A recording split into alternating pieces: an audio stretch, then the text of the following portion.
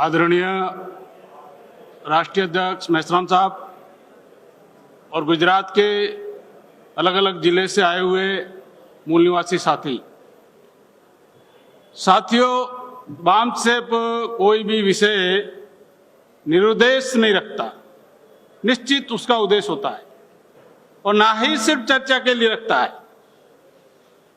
सिर्फ चर्चा के लिए भी नहीं रखता और वो सब्जेक्ट बनाने से पहले निश्चित उसका उद्देश्य डिसाइड होता है।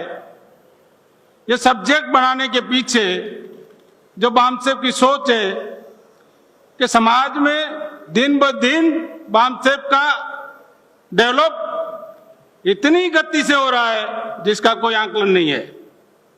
इतनी तेज गति से संगठन का विकास हो रहा है, उसका आप कल्पना नहीं कर सकते। और उस तेज गति में हमारे समाज के जो नए कार्यकर्ता आते हैं वो भी अपना कैरेक्टर साथ में लेकर आते हैं। जब तक उनको कैडराइज नहीं किया जाता तब तक दिशा और निर्देशन की जरूरत रहती है, क्योंकि कोई भी जंग, दुनिया में कोई भी जंग बिना निर्देशन और बिना नियंत्रण के सफल नहीं हो सकती। और हम आजादी की जंग लड़ना चाहते हैं, हम इस समाज की आजादी की जंग लड़ना चाहते हैं। 15 करोड़ को मोबिलाइज करना चाहते हैं, उस मासिस को मोबिलाइज करना चाहते हैं जो हजारों साल से गुलाम रहा है।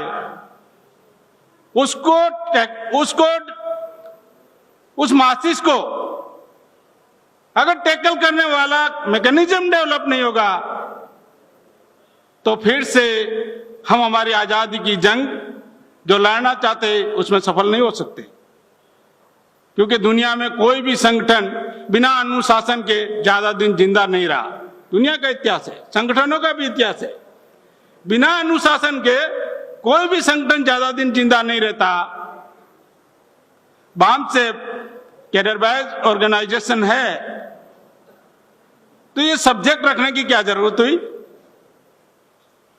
अगर हम कैडर बेस्ड ऑर्गेनाइजेशन चला रहे हैं तो ये सब्जेक्ट रखने की आवश्यकता क्यों महसूस हुई? क्यों कार्यकर्ता नियंत्रण में नहीं रहते? क्यों कार्यकर्ता निर्देशन में नहीं रहते?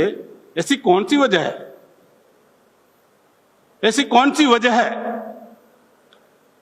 तो दुनिया का एक थिंकर आदमी, प्रसिद्ध थिंकर आदमी ने एक रिसर्च किया हुआ है कि कोई भी संगठन में, कोई भी समाज में, कोई भी संस्था में, कोई भी सार्वजनिक जीवन में जो कार्यकर्ता उद्देश्य, सिद्धांत, नीतिमत्ता की बात करते हैं, नैतिकता की बात करते हैं, कुछ समय के बाद उनका कैरेक्टर ऐसा क्यों निर्माण होता है कि उसी उद्देश्य को, उसी सिद्धांत को, उसी नैतिकता को काउंटर करने का कैरेक्टर क्यों निर्माण होता है?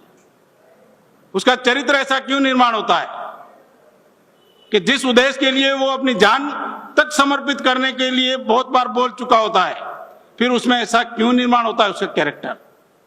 इसके ऊपर विश्व के थिंकर आदमी ने रिसर्च किया कि जो सार्वजनिक जीवन में कार्य करने वाले लोग हैं, संस्था में काम करने वाले लोग हैं, संगठन में कार्य करने वाले लोग हैं, वो जो जिस उद्देश्य, सिद्धांत की बात करते उसके विपरीत उसका कैरेक्टर इसके लिए निर्माण होता है क्योंकि एक सार्वजनिक एजेंडा है, संगठन का सार्वजनिक एजेंडा है जो सबको मालूम है,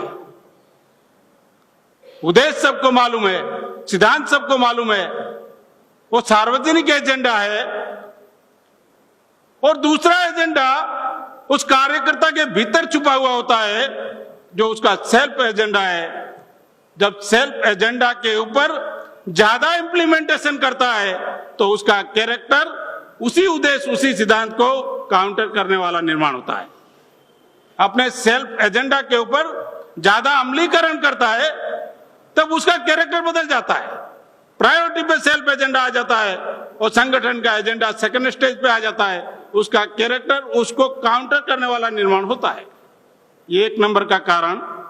नंबर 2 का कारण कि समाज में बामसेप के कार्यकर्ताओं को जो मान सम्मान या रिस्पेक्ट है वो उसकी उद्देश्य और विचारधारा के तहत है।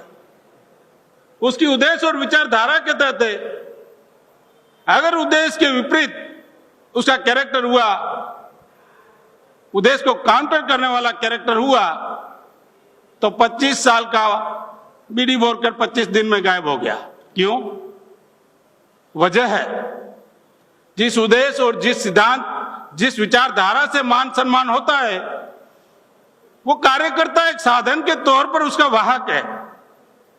कल तक खापड़े साहब थे और हमारे बहुत साथी थे, वो विचारधारा उद्देश्य समाज को उसके लिए तैयार करने के लिए हम सिर्फ वाहक है। अगर वाहक को यह भ्रम हो जाए कि ये उद्देश्य और सिद्धांत, ये उद्देश्य और विचारधारा मेरी वजह से, प्रायोरिटी पे वो मेरी वजह से अपने आप को रखता है, उद्देश्य और विचारधारा सेकंड स्टेज पे आ जाती है, फिर उसका कैरेक्टर बदल जाता है। नंबर 3 का कारण है कि संगठन में कार्यकर्ता जब आता है तो क्या अधिकारी बनकर नहीं आता कि मैं अधिकारी हूं इसके लिए संगठन में आया हूं। वो अधिकारी बनकर नहीं आता, संगठन का कार्यकर्ता बनकर आता है। संगठन का कार्यकर्ता बनकर वो संगठन में आता है, अपना सेल्फ अस्तित्व छोड़कर आता है, व्यक्तिगत अस्तित्व को छोड़ के आता है कि संगठन का अस्तित्व मेरा अस्तित्व रहेगा। कुछ साल के बाद फिर उसको दिखाई देता है कि इस संगठन में मैं कहां हूं, फिर अपना सेल्फ अस्तित्व खोजने लगता है, इसमें मैं कहां हूं। जो पहले छोड़कर आया था फिर उसी में खोजने लगता है इसमें मैं कहां हूं। तब उसको लगता है कि थोड़ा इसको साइड करूं, थोड़ा उसको साइड करूं, थोड़ा उसको मेरे साथ लूं। वो उसका एजेंडा चेंज हो जाता है, उसका एजेंडा खुद को आगे बढ़ाने का, सेल्फ डेवलपमेंट का हो जाता है। तो लोग उसकी बातों को तवज्जो नहीं देते, लोग उसके अस्तित्व के लिए आए नहीं इंडिविजुअली, तो उसको लगता है कि लोग मेरे को अवॉइड कर रहे हैं, तो अपने सर्कल में वो गुटबाजी करना शुरू करता है। इससे फिर सैबोटेज का काम शुरू हो जाता है। साथियों, एक बात महत्वपूर्ण जो है, 5 दिन के कैडर कैंप में मेश्राम साहब ने जो बताया, वो 5 मिनट में अगर उसका निचोड़ बताना हो तो हम 5 बातों से बिल्कुल कॉम्प्रोमाइज करने वाले नहीं है। 5 बातों से बिल्कुल कॉम्प्रोमाइज करने वाले नहीं है।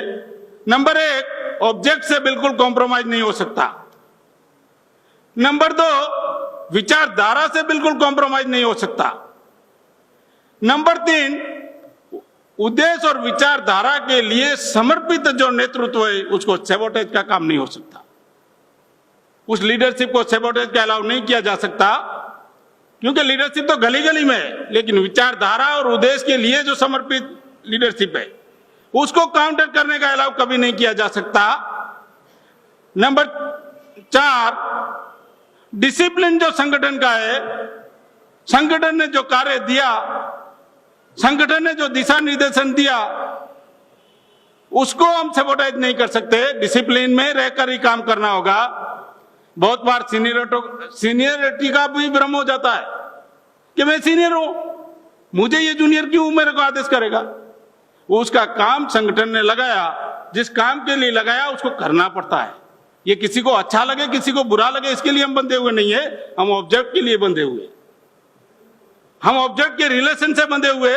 किसी को अच्छा लगता है, किसी को बुरा लगता है, इसके लिए बंधे हुए नहीं है। डिसिप्लिन की मैटर को काउंटर नहीं किया जा सकता। नंबर 5, संगठन के रिसोर्स, ह्यूमन रिसोर्स हो, मेंटल रिसोर्स हो, फाइनेंशियल रिसोर्स हो, उसको हम सैबोटेज करने नहीं देंगे, क्योंकि समाज ने हमारे में विश्वास किया, संगठन में विश्वास किया कि ये वो लड़ाई लड़ सकते हैं, ये लोग वो लड़ाई लड़ सकते हैं। उस समाज का विश्वास तोड़ने का हम काम नहीं करेंगे, उसके रिसोर्स को सैबोटेज करने का काम नहीं करेंगे।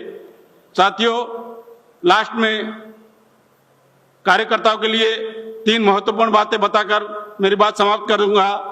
आंदोलन चलाने वाले लोगों के पास आंदोलन चलाने के लिए तीन चीजें जो आवश्यकता है, नंबर एक की ईमानदारी, उद्देश्य के प्रति ईमानदारी, इंडिविजुअल ईमानदारी नहीं, उद्देश्य के प्रति ईमानदारी।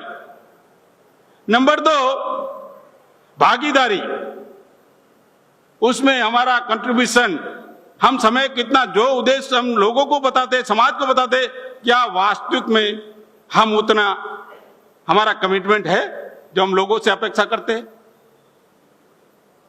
ईमानदारी, भागीदारी और समझदारी, ये तीन चीजें अगर समाज में निर्माण हो जाएगी तो उस समाज को कोई भी गुलाम नहीं बना सकता। ये बात कहकर मेरी बात समाप्त करता हूं। जय मूल निवासी।